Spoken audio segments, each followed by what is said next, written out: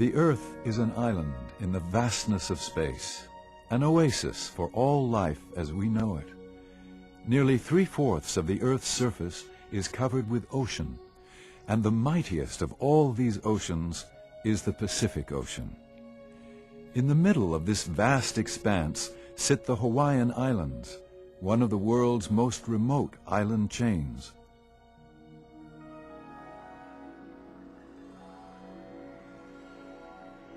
The waters here are famous for their translucent blue color. This is because tropical waters are low in plankton, the tiny plants and animals that form the base of the oceanic food web. But despite this lack of essential nutrients, the coral reefs here are home to diverse and abundant forms of life. Exactly what is a coral reef and how does it work?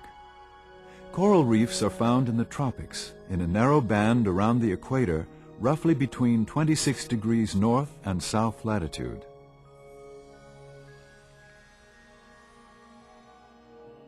A typical coral reef is composed of millions of living creatures, with a diversity of life greater than any rainforest.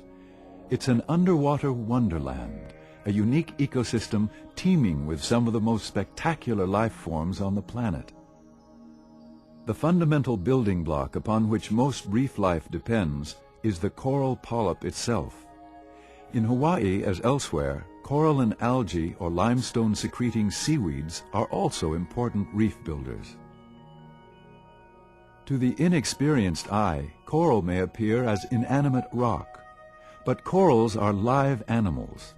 They are entirely encased in a hard housing of their own construction, extending only a mouth surrounded by tentacles. Coral reefs are truly an undersea treasure, an important world heritage.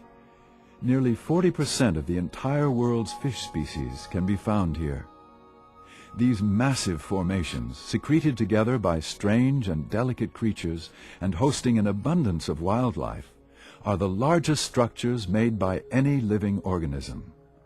They are also one of the Earth's most ancient creatures, having existed in the seas for more than 200 million years, back to the age of the dinosaurs. Reefs are home to a colorful assortment of seaweeds, fish, invertebrates, sea turtles, monk seals, dolphins, and even whales.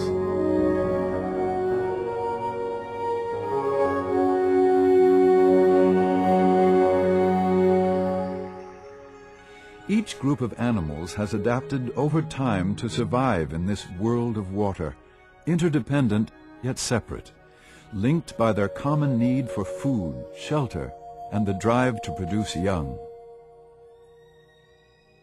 For these creatures, the coral reef is the keystone upon which their survival is based. Without the coral reef, we would not see these wondrous life forms. Besides providing food and shelter for other plants and animals, the reefs provide for humans in many ways as well. Reefs and the beaches they form offer protection from storms and high surf for the exploding human population that crowds along the world's seacoasts.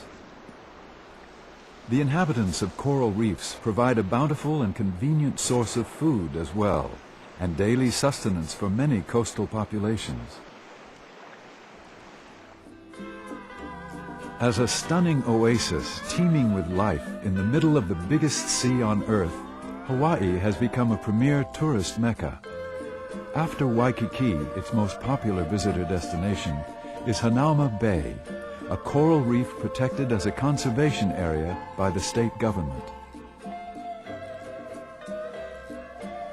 Recognizing the fragile nature of Hawaii's marine ecosystem and the importance of this habitat to its most famous annual visitor, the endangered humpback whale, portions of coastal waters around all the main Hawaiian Islands were recently designated a national marine sanctuary.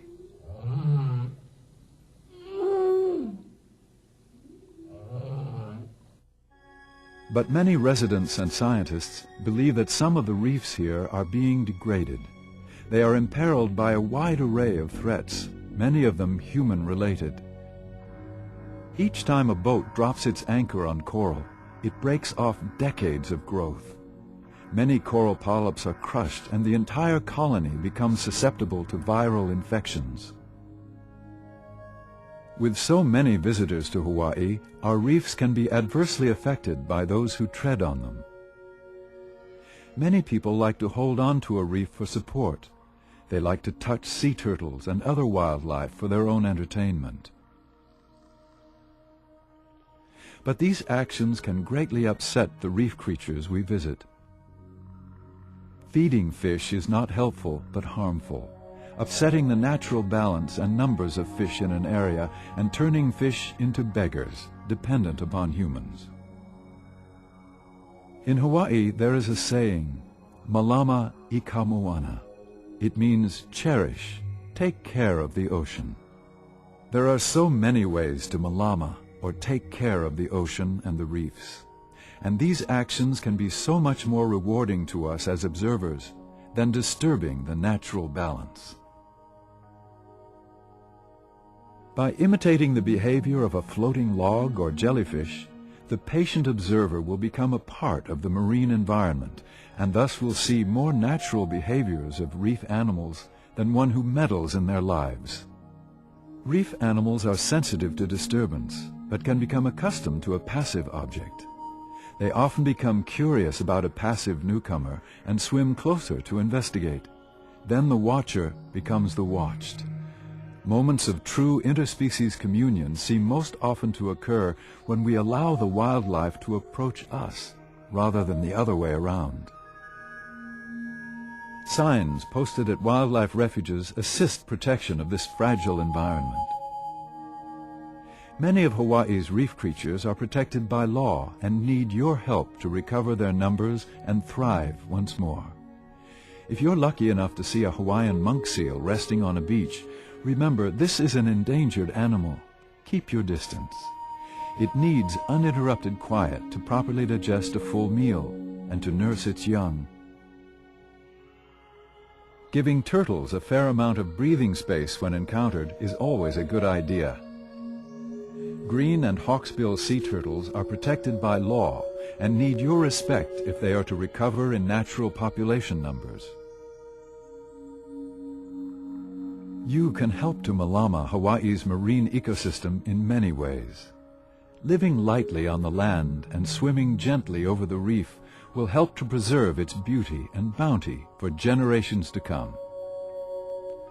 Hawaii is blessed with clear, warm waters and abundant coral reefs teeming with fish. These reefs are home to uniquely Hawaiian life forms. It is their oasis in the middle of the vast Pacific Ocean, and it is ours as well. Cherish it forever. This is Richard Chamberlain saying, E malama I ka moana. Aloha.